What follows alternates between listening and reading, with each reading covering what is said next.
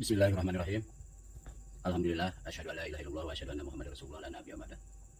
Nasta'inuhu wa nastaghfiruh wa na'udzu billahi min shururi anfusina wa min sayyiati a'malina. May yahdihillahu fala mudilla lahu wa may yudlilhu fala hadiya lahu. Amma ba'du. Puji syukur kehadirat Allah Subhanahu wa taala atas segala nikmat yang telah diberikan kepada kita semua. Terutama khususnya nikmat hidayah, iman dan Islam. Yang atas kuasanya lah, atas kemurahannya lah, atas kehendaknya lah, atas kemaharahman rahimnya, atas sifat ar-Rahman dan ar-Rahimnya, Allah Subhanahu wa taala memberikan kepada kita hidayah. Pastinya hidayah yang kita dapatkan tidak lepas dari takdir Allah, baik takdir yang bersifat qada maupun qadar. Artinya di sini kita harus memahami bahwa takdir maupun takdir dalam bentuk qada maupun qadar merupakan kemurahan ya, karena sifat ar-Rahman dan ar-Rahimnya Allah Subhanahu wa taala sehingga kita mendapatkannya. Sebelum lebih lanjut ke bahasan inti, di sini kita harus ingin sedikit menggambarkan apakah hidayah itu atau Allah karena ke-Ar-Rahman dan ar-Rahimannya menetapkan dan menentukan kita semua di sini diberi hidayah ya, sebagai kewenangan Allah Subhanahu wa taala. Itu kewenangan Allah Subhanahu wa taala untuk memberikan hidayah. Itu ada di sebagaimana difirmankan beliau di dalam surat Al-Baqarah ayat berapa saya lupa, tapi bisa dibaca ya, saya pernah baca itu di Al-Quran dan itu ada. Nanti kita bisa periksa di ayat berapa di surat Al-Baqarah bahwa hidayah itu wewenang Allah, kekuasaan Allah, hak Allah untuk memberikan hidayah ke siapapun. Nah karena itu kita harus bersyukur terhadap hidayah yang diberikan oleh Allah kepada kita ya. Karena takdir baik yang diberikan kepada kita oleh Allah. Nah, takdir itu ini perlu dibahas, sedikit perlu dibahas. Kenapa? Karena hidayah itu kita dapatkan dari upaya kita atau bukan dari upaya kita gitu. Nah di sini kenapa pentingnya kita sedikit mengupas sebelum lebih jauh tentang takdir. Takdir itu bisa kita bagi dua, yaitu qada dan qadar ya. Nah, salah satu rukun iman di dalam keyakinan kita adalah salah satunya kita meyakini, mempercayai adanya takdir ya, qada dan qadar gitu. Nah, takdir ini terbagi dua ya. Satu itu qada dan yang kedua adalah qadar ya. Nah qada itu sifatnya sunatullah ya, jadi kalau dalam bahasa kontemporernya ada hukum sebab akibat gitu. Kalau sederhananya begini, kalau kita makan insya Allah pasti kenyang gitu. Sederhananya seperti itu. Jadi ada upaya yang dilakukan oleh kita untuk mendapatkan kenyang adalah makan gitu. Itu yang dimaksud dengan qada. Jadi disinilah ikhtiar manusia ya. Kita bisa mendapatkan hidayah itu karena ikhtiar kita sebagai manusia, upaya kita sebagai manusia ya. Maka di sini sabar dan ikhtiar ya, di qada ini ya, dalam takdir dalam jenis qada ini memerlukan kesabaran dan ikhtiar. Ini harus bedakan. Jadi hukum sunatullah dalam bahasa kontemporernya sebab dan akibat ini berlaku hukum ini gitu. Jadi dalam hukum yang masuk kategori qada ini itu ada aspek sabar dan ikhtiar. Jadi kita tidak bisa mendapatkan hidayah kalau kita tidak berusaha untuk mendapatkan hidayah itu. Dan dengan cara seperti apa kita mendapatkan hidayah itu gitu. Nah para nabi dari Nabi Adam sampai Nabi Muhammad ya, ada aspek qadanya, ada aspek sebab akibatnya beliau mendapatkan hidayah. Di samping ada aspek qadarnya gitu, yaitu qadarullah gitu kan. Aspek qadanya seperti apa gitu loh. Para nabi ya, kalau kita pelajari sirah-sirahnya baik dari Nabi Adam sampai dengan Nabi Muhammad, terutama nabi-nabi ya kayak Nabi Ibrahim, Nabi Musa, Nabi Isa ya, Nabi Muhammad gitu kan. Mereka mendapatkan hidayah Allah itu bukan tanpa upaya, bukan tanpa ikhtiar, dan bukan tanpa kesabaran. Dengan kesabarannya ya, yang tidak pernah menyerah, dan ikhtiarnya. Nah, ini ikhtiar itu juga banyak unsurnya, nanti kita bahas ya. Ikhtiar itu juga banyak unsurnya. Karena kesabaran dan ikhtiarnya Allah memberikan hidayah. Jadi ada hukum sebab akibat. Sebab kesabaran dan ikhtiarnya yang sungguh-sungguh, maka Allah memberikan petunjuk, memberikan hidayah gitu. Seperti itu. Ya banyaklah bisa dibaca di Al-Qur'an ya, kalau suka baca Al-Qur'an. Bahwa upaya-upaya para nabi dan rasul dalam ketika beliau mendapatkan hidayah, petunjuk sampai diangkat menjadi nabi atau rasul oleh Allah Subhanahu wa taala itu ya. Salah satunya adalah takdir Allah dalam itu qada gitu. Jadi hasil upaya para nabi itu sendiri, itu ada sebab akibat. Ya, yang namun juga ada aspek qadarullah-nya gitu loh. Qadarullah itu di sini takdir itu terbagi dua, qada dan qadar. Qada itu hukum sunatullah. Ya di situ ada kesabaran dan ikhtiar yang harus dilakukan untuk mendapatkannya. Nah kalau qadarullah itu hak Allah mutlak gitu loh. Kalau Allah mau memberikan hidayah atas kehendak Allah, mau orang itu berupaya atau tidak ya, kalau Allah mau memberikan ya dia berikan. Ya banyak juga lah cerita-cerita yang mungkin kita dapatkan dari riwayat-riwayat hadis dan lain sebagainya yang pernah kita dengar ya, atau mungkin ada yang pernah baca. Banyak ahli maksiat ya, dari mulai seluruh hidupnya, di masa hidupnya ya tidak pernah mengenal Allah gitu. Dan bahkan perilakunya juga selalu bermaksiat, selalu berbuat dosa, baik dosa besar maupun dosa kecil. Tapi kemudian di akhir hayatnya beliau bertobat, diberikan hidayah oleh Allah ya, dengan husnul khotimahnya, sehingga mengakibatkan perbuatan-perbuatan di akhir itu menghapus dosa-dosanya ke belakang. Ya kalau dihitung banyakkan dosanya, kalau ditimbang banyakkan dosanya. Tapi qadarullah ya. Nah, saya coba ilustrasikan misalkan apa sih bedanya qada sama qadar gitu. Jadi hukum sunatullahnya, kalau kita berada di lantai 10 di hotel bintang 5 misalkan, kita menjatuhkan diri ke bawah, maka hukum sunatullahnya adalah mati. Gitu. Tapi atas qadarullah bisa saja dia tidak mati. Gitu, ya. Sedikit coba membedakan antara qada dan qadar. Nah, makanya orang-orang yang sukses dalam hidupnya, orang-orang yang bahagia dalam hidupnya, orang-orang yang mencapai apa yang diinginkan dalam kehidupannya di dunia ini, bahagialah, sukses lah gitu ya. Gitu. Bisa usahanya sukses, karirnya bagus, serba berkecukupan. Itu takdir Allah. Secara qada ya, hukum sunatullahnya itu mereka dapatkan atas dasar usaha dan upaya kerja keras beliau. Sehingga hukum sunatullahnya ya dia harus sukses karena dia berusaha dengan maksimal dan benar. Tuh. Demikian juga sebaliknya, tidak sukses, serba kekurangan, ya, karirnya nggak bagus. Secara sunatullah dalam konteks qada, takdir dalam konteks qada, dilihat upayanya seperti apa, malas, gitu kan, dan seterusnya dan seterusnya. Gitu. Nah walaupun ada, kenapa sih dia tidak berusaha, tidak juga dapat warisan, juga tidak, tapi kalau dia berat sukses, hidupnya bahagia, ini ya, serba berkecukupan dan lain sebagainya. Nah aspek qadarullah memang yang menentukan dia harus, misalkan kaya, harus serba berkecukupan. Gitu. Jadi sedikit sebelum kita ke pembahasan inti, kita memahami itu. Artinya untuk mendapatkan hidayah itu harus seperti apa? Gitu. Betul. Saya beriman dan tidaknya, mendapatkan hidayah dan tidaknya, itu adalah takdir. Gitu. Cuman takdir itu hukumnya bisa bersifat sunatullah, bisa bersifat qadarullah. Gitu. Namun kita sebagai manusia harus berpedoman kepada sunatullah. Gitu. Dengan cara bersabar dan ikhtiar. Nah ketika kemudian itu tidak kita dapatkan, kita masih ada jalan lain, yaitu jalan qadarullah. Maka kita harus banyak berdoa dan bertawakal. Agar apa? Agar Allah memberikan kepada kita hidayahnya, kebaikan-kebaikannya, kasih sayangnya. Gitu. Ya, sedikit itu artinya tetap hukum sunatullah, hukum qada itulah yang harus kita pedomani. Ya. Tanpa mengesampingkan, tanpa meninggalkan aspek qadarullahnya. Artinya kita juga harus ada upaya untuk merayu Allah, ya, agar Allah itu sayang sama kita. Gitu. Kalau Allah udah sayang, udah cinta sama kita, jadi kayak orang tua sama anaknya. Gitu. Mau tuh anak bandel, mau tuh anak kayak gimana sama orang tua pasti dibelain. Gak ada orang tua yang ingin anaknya susah walaupun melakukan kesalahan. Karena kenapa? Sayangnya, kasih sayang. Nah Allah juga, karena kita sebagai manusia itu di samping diciptakan dari citra ya, gambaran makhluk-makhluk Allah yang lainnya, juga diciptakan sesuai citra Allah. Harus dipahami seperti itu. Artinya ada. Ini kalau kita ngaji tasawuf ya, dalam lah ya. Ya misalkan kita coba melihat kalimat tauhid gitu kan. Ya, sedikit lah kita coba gambarkan bahwa seperti yang digambarkan ya, ada 5 jenis yang digambarkan oleh Syekh Abdul Qadir Jailani ya, dalam kitab beliau ya, apa tuh namanya? Asrar gitulah, saya lupa judul bukunya. Ada 5 gitu. Jadi orang awam bertauhid itu dengan kalimat la ilaha illallah. Tidak ada Tuhan selain Allah. Ini menunjukkan bahwa kita dengan Allah masih jauh. Gitu. Masih ada di mana Allah itu. Gitu. Nah tingkat kedua itu bukan lagi la ilaha illallah ya, bukan berarti meninggalkan la ilaha illallahnya ya. Gitu. Tapi sudah pemikirannya, hatinya ya, itu sudah sampai kepada la ilaha illallah. Tidak ada ilah kecuali Dia.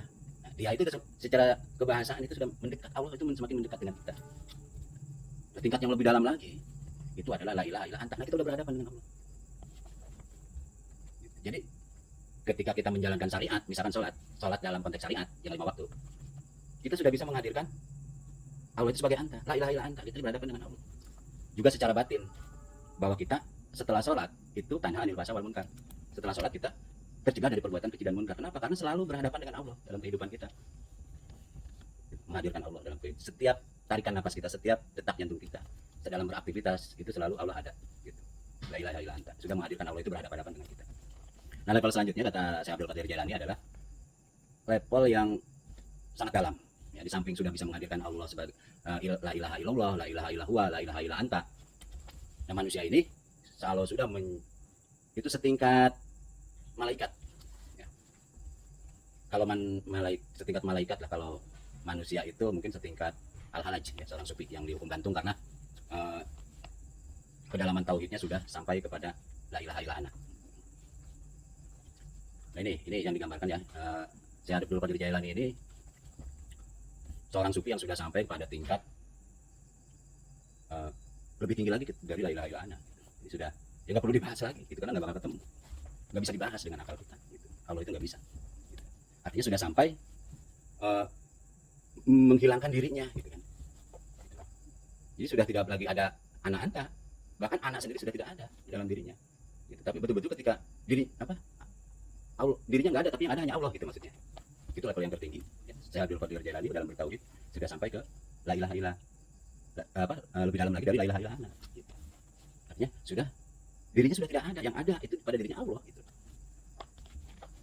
Maka karomah-karomahnya ya, kalau Nabi itu kan mukjizat ya, karena sudah dirinya bukan dirinya tapi Allah.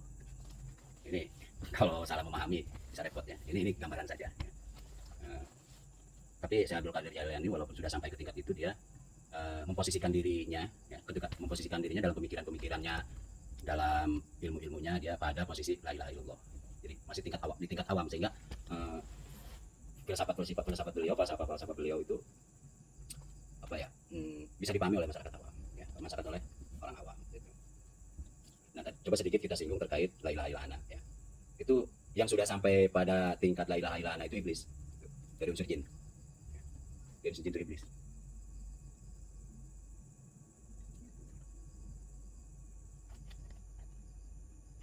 Kalau manusianya, cuma dalam hal ini ada perbedaan ya. Yang dimaksud bertauhid, yang dimaksud oleh Abdul Qadir Jailani itu ada perbedaan.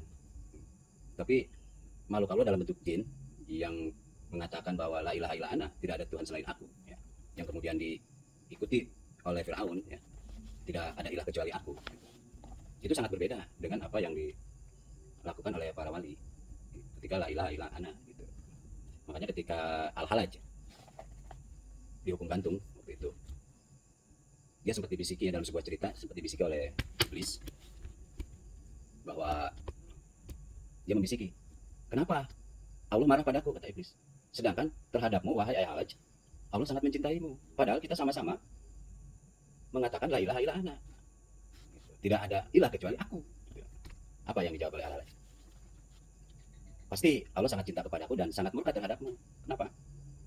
Karena ketika aku mengatakan la ilaha illa ana, diri aku sudah tidak ada. Sedangkan kamu, ketika mengatakan la ilaha illa ana, diri kamu masih ada. Ya sebagaimana Firaun. Gitu.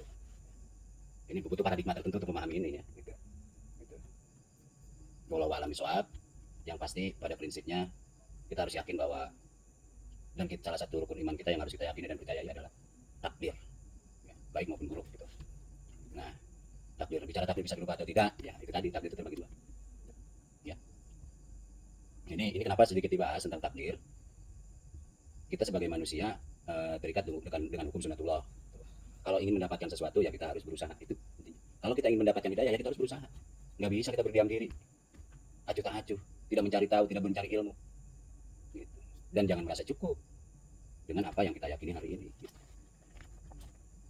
Karena setiap detik, setiap saat sesuai dengan detak jantung kita, iblis itu selalu mencari celah untuk menyesatkan kita, menggoda kita. Iblis itu tidak hanya menggoda orang-orang awam, menggoda orang-orang awam iblis ya dengan hedonisme, dengan kemaksiatan gitu, dengan perilaku buruk. Nah, bukan berarti orang yang sudah mendapatkan hidayah, katakanlah sudah mencapai tingkat kesufian, tingkat wali, bukan berarti kemudian iblis tidak menggoda untuk menyesatkan. Cuman kan setingkat wali, setingkat orang-orang soleh gitu kan, orang-orang yang sudah mumpuni, sudah cakap secara keilmuan, secara pemikiran, secara menjalankan syariah ya, sholatnya tidak pernah ketinggalan, zikirnya terus, tahajudnya terus dan lain sebagainya. Bukan berarti bukan berarti iblis tidak atau mau menggoda lagi atau dia tidak berhenti menggoda. Cuma berbeda. Iblis tidak akan menggoda beliau, mereka itu dengan suruh berbuat maksiat, suruh melakukan keburukan, suruh mencuri, suruh ini berbohong, suruh ini itu dan lain sebagainya. Karena mereka sudah tidak akan tergoda dengan itu. Dia akan digoda dengan derajat dan kapasitas dirinya sendiri. Terbersit di dalam dirinya. Bagaimana iblis berusaha menanamkan walaupun itu sebesar biji jara, itu rasa sombong. Maka hancurlah semua kalau sampai tergoda oleh itu. Ada pemikiran atau bahkan mungkin di hatinya terbersit. Aku lebih pintar, aku lebih suci, aku lebih gitu. Bisa saja ketika ketemu dengan orang yang ilmunya di bawahnya, ilmu kamu masih di bawah aku, walaupun itu tidak diungkapkan, tapi terbersit di dalam hatinya dirinya lebih dari orang tersebut.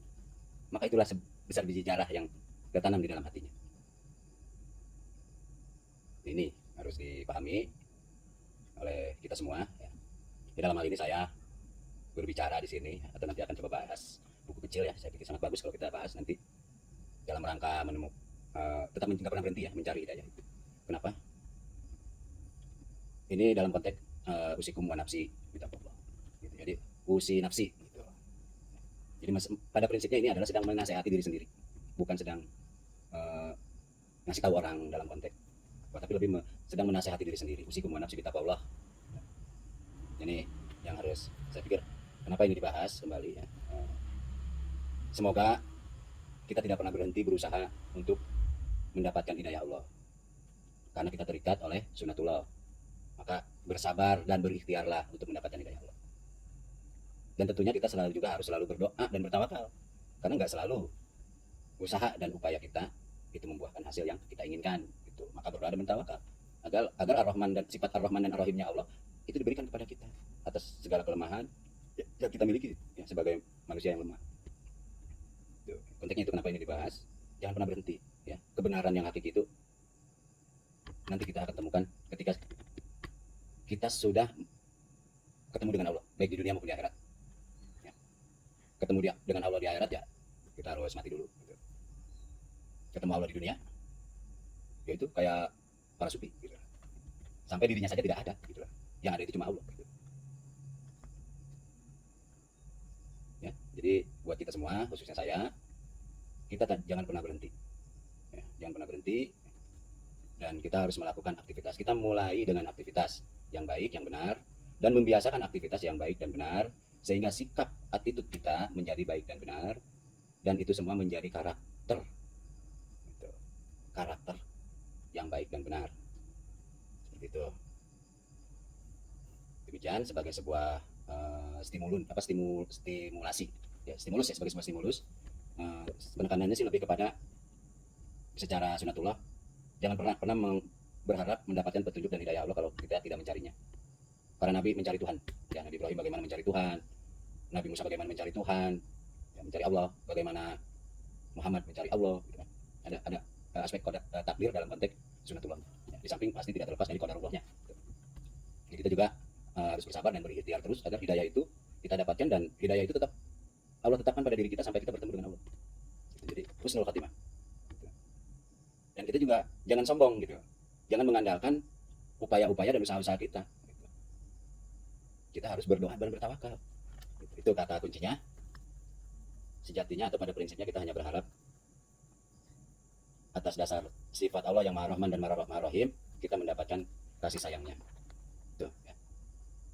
Kita akan lanjut setelah ini. Sesi berikutnya ngebahas buku kecil tentang Islam. Ya. Islam dalam arti yang sesungguhnya atau Islam yang dimaksudkan oleh Allah. Ya. Cuma di sini mungkin lebih sedikit membahas ya sebagai di tulisan itu Islam dalam konteks tata sosial kemasyarakatan. Ya. Ini juga sebagai salah satu upaya kita yang tidak pernah boleh berhenti mencari dan mempertahankan ketika kita mendapatkan hidayah Allah. Dengan cara selalu sabar, tawakal, doa dan ikhtiar. Terima kasih. Assalamualaikum warahmatullahi wabarakatuh.